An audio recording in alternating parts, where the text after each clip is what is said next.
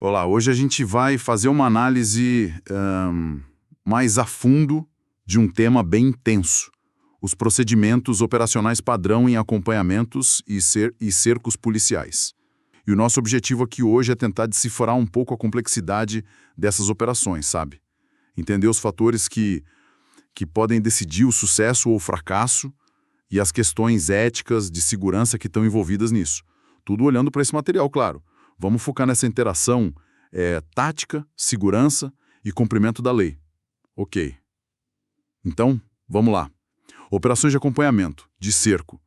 A gente vê muito em filme, né? Mas a realidade que esse documento descreve, ela parece bem mais complexa e arriscada. Vamos tentar entender os detalhes. Para a gente começar, como é que o material define o tal acompanhamento? Parece que não é só uma perseguição simples. Ele diz que nasce de uma recusa em parar, né? Uma fuga mesmo deliberada, geralmente em alta velocidade, com manobras que o texto até descreve como indicativas de excesso de ansiedade do fugitivo, e que se desenrola por pontos sucessivos. É isso. Exatamente. E essa questão de se estender, né, no tempo e no espaço, isso é um ponto bem crítico. O documento sugere que quanto mais longo fica esse acompanhamento, mais a solução vai depender da eficiência do cerco policial. Quer dizer, a perseguição pura e simples pode não resolver. A coordenação para interceptar, aí sim, se torna fundamental. E quando a gente fala em cerco, o material dá a entender que não é uma coisa pequena, né? Ele menciona o envolvimento do pelotão tático inteiro e, com frequência, o apoio de outras unidades, tipo o helicóptero Águia da PM, o COI. Isso dá uma dimensão da seriedade, da escala da coisa, certo? Sim. E o fascinante aqui é justamente essa escala, essa organização. Mostra que a resposta não é tipo assim, só uma viatura tentando alcançar outra. Não. O cerco é pensado como uma operação estratégica, coordenada mesmo. Mobiliza vários recursos, exige planejamento tático para aumentar a chance de dar certo e principalmente para diminuir os riscos, né, que são enormes. É uma resposta mais pensada, não só reativa. Faz todo sentido. E para essa resposta funcionar, o documento que a gente está vendo lista 5 fatores principais que influenciam diretamente o resultado. Vamos passar por eles. O primeiro é condições do tempo. O material cita coisas como noite ou dia, chuva, neblina, mas também o verão por ter mais gente na rua. Como é que isso impacta a operação assim na prática? O impacto é direto e bem significativo. Chuva, neblina, por exemplo, reduzem demais a visibilidade, né? E a pista fica muito mais perigosa, escorregadia, o risco de acidente aumenta muito. Para todo mundo, policiais, fugitivo e o pior, para quem não tem nada a ver com a história. À noite também, claro, visibilidade menor. E o verão, como você disse, mais gente, mais carro na rua. Aumenta a complexidade, o potencial de algo dar errado, atingir inocentes. Tudo isso exige que a abordagem policial seja Flexível. adaptável. Às vezes tem que reduzir a velocidade, aumentar a distância. Em casos extremos, talvez até repensar se vale a pena continuar a perseguição direta, sabe? Priorizar outras táticas de cerco para diminuir esses riscos. A estratégia não pode ser rígida. Entendi. Essa necessidade de adaptação é chave. O segundo fator listado é condições do terreno. O documento fala do tamanho da área, da topografia, se é plano, morro, vale, se tem ponte, e os tipos de rota de fuga, né? Avenidas, estradas, mas também favela, matagal. Como esse cenário físico molda a tática? Olha, se a gente pensar nisso no quadro geral, o terreno é, literalmente, o palco da operação. Uma área urbana muito densa, cheia de rua estreita, viela, cruzamento. Isso oferece muitas rotas de fuga, ponto cego, dificulta demais o cerco, a visualização. Já uma rodovia aberta permite velocidade altíssima, mas talvez com menos opção de desvio, de se esconder. Agora, área de mata ou comunidade muito povoada, aí exige um conhecimento local, táticas completamente diferentes. Talvez progressão a pé, uso de unidade especializada. Cada terreno tem desafios e vantagens, né? Para quem foge e para quem persegue. E influencia direto como as viaturas vão se posicionar, como a comunicação vai fluir e, fundamentalmente, a necessidade da equipe policial conhecer a área antes. Desconhecer o terreno é uma desvantagem perigosa. Fica bem claro como o ambiente físico é determinante mesmo. O terceiro fator é, bem interessante, comandantes. O texto aponta a influência da personalidade dos líderes, do pelotão, da equipe ali na ocorrência.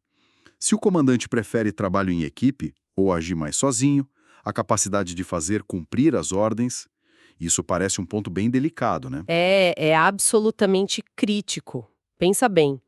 Operações com alta velocidade, risco de vida, necessidade de coordenação super rápida entre várias unidades, a liderança é decisiva.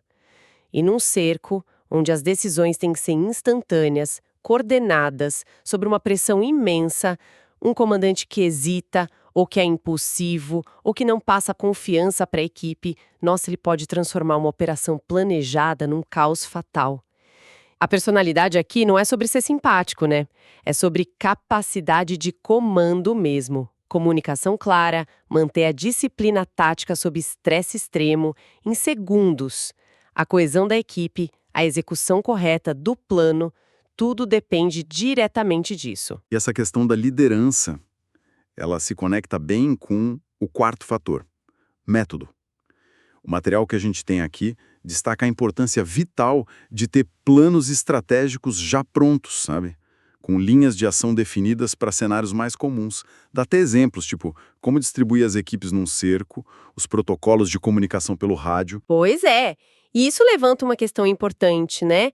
Sobre a diferença crucial entre uma resposta improvisada, ali no calor do momento, e uma ação baseada em método, em planejamento. Quando existe um procedimento padrão, um método treinado que todo mundo conhece, a chance de erros catastróficos diminui muito. Saber como se comunicar direito, quem vai para qual ponto estratégico, quais vão as áreas de contenção prioritárias, tudo isso não só aumenta a eficácia da operação para deter o fugitivo, mas principalmente aumenta a segurança dos próprios policiais e da população em volta.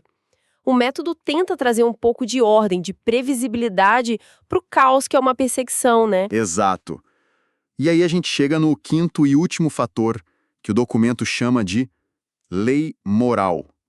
A explicação que ele dá é ter consciência clara dos objetivos buscar um infrator, proteger a comunidade, cumprir a lei e, ponto crucial, da presença de inocentes ali no cenário.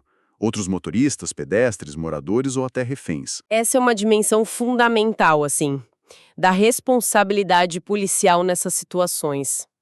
O material é bem direto nisso. Quem está fugindo, muitas vezes demonstra um descaso total pela segurança dos outros. Mas essa preocupação, essa obrigação de proteger terceiros, ela recai sobre quem persegue, sobre o agente da lei. A lei moral, nesse contexto operacional, se traduz nessa necessidade constante de equilibrar o objetivo de capturar o suspeito com a obrigação maior de preservar a vida, a integridade física de todo mundo envolvido, incluindo e talvez especialmente os inocentes que podem estar no meio do caminho. É um lembrete constante que está ali no procedimento sobre a responsabilidade que vem junto com o uso da força do Estado. E aqui é onde fica realmente interessante. Falando nesses procedimentos específicos, tem uma orientação que a gente leu que é bem clara. Evitar acompanhar o veículo fugitivo lado a lado na mesma velocidade. Assim, intuitivamente, parece que colar no fugitivo seria o objetivo, né? Numa perseguição. Mas o procedimento diz o contrário. Isso sugere que talvez a prioridade não seja a captura imediata a qualquer custo. É isso? Qual que é a lógica tática por trás disso? Para o risco, ineficácia da estratégia de cerco. Tentar emparelhar com o veículo em fuga ainda mais em alta velocidade, isso multiplica demais o risco de colisão grave. E não só entre a viatura e o carro suspeito, mas com outros carros, poste, pedestre, resultando em tragédias, né? A prioridade definida no procedimento é outra. Usar a comunicação via rádio de forma eficiente, informar a localização precisa, a direção da fuga, as características do veículo dos ocupantes. Para quê? Para que as outras viaturas da rede possam se posicionar de forma estratégica nos pontos de passagem prováveis e montar o cerco de um jeito mais seguro e coordenado. Na prática, trocar a perseguição direta, aquela visual, super arriscada, pela inteligência tática e pela coordenação. O objetivo final é a abordagem segura e o cerco bem feito é visto como a ferramenta mais eficaz e menos arriscada para isso. Entendi. E o documento usa uns exemplos negativos bem fortes, né? Como um alerta para esses riscos de ignorar os procedimentos. Menciona consequências como carreiras e até vidas de policiais destruídas por acidentes ou por ações impensadas, a imagem da instituição sendo muito prejudicada e, o pior de tudo, mortes trágicas de inocentes. Cita casos de menor sem habilitação que morre na fuga, refém que perde a vida na ação ou criança atingida por disparo, a tal bala perdida. E reforça um ponto legal importante. Fugir da polícia, só a fuga em si não é crime. Pode ser desobediência, mas não crime. Agora, matar alguém só porque está fugindo, sim, isso é crime. Responsabilidade enorme tanto do policial ali na ponta, quanto da instituição, em garantir que todas as ações sejam baseadas na técnica, na prudência, no planejamento e, claro, no respeito fundamental pela vida. Cada falha nesse tipo de ocorrência pode ter um custo humano, social e para a imagem da polícia que é imensurável. Isso leva a gente para a questão sempre delicada do uso da força letal, né? O material aborda aquela frase conhecida no meio policial, com o sacrifício da própria vida.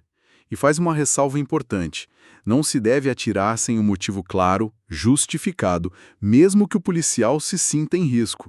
E que essa frase, que é tão emblemática, representa uma consequência possível da profissão ao cumprir o dever, não objetivo ao ser buscado, tipo um cheque em branco para agir. Exatamente. A análise da decisão de usar a força letal, ainda mais num cenário dinâmico como uma perseguição ou um cerco, é de uma complexidade extrema.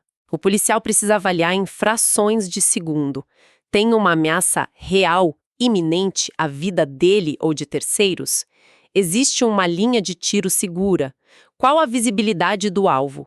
E qual o risco, que tem que ser inaceitável, de atingir inocentes que podem estar atrás ou ao redor do alvo? O que o procedimento parece indicar, quando menciona o sacrifício da própria vida, é que a prioridade absoluta é salvar vidas inocentes.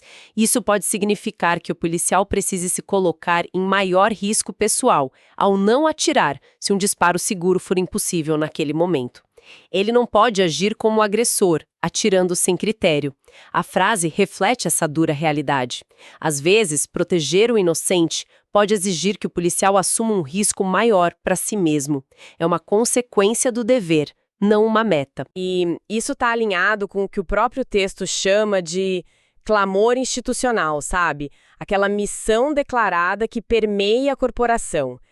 Nós, policiais militares, sob a proteção de Deus, estamos comprometidos com a defesa da vida, da integridade física e da dignidade da pessoa humana.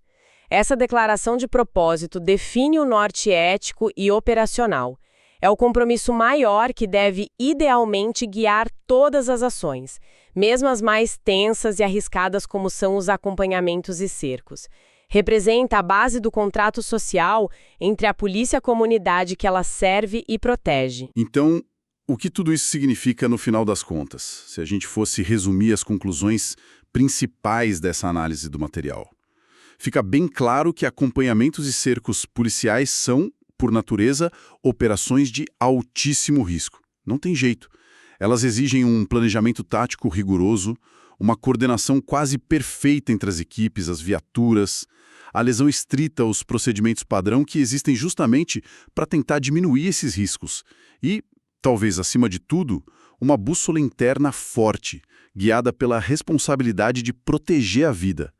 A preservação da vida de terceiros, dos próprios policiais e, sempre que possível, até do fugitivo, parece ser o pilar central desses procedimentos. Sem dúvida. Esses procedimentos operacionais, do jeito que o material descreve, refletem muito bem a tensão constante que é inerente ao trabalho policial.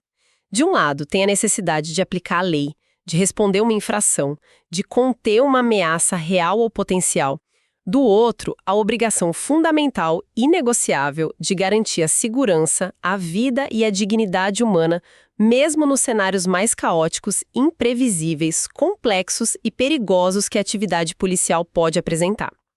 É um equilíbrio extremamente difícil de alcançar na prática, né? Mas é absolutamente essencial para a legitimidade da ação policial. Diante de toda essa complexidade, desses riscos enormes que a gente viu no documento, como será que as tecnologias futuras poderiam, eventualmente, transformar esses procedimentos?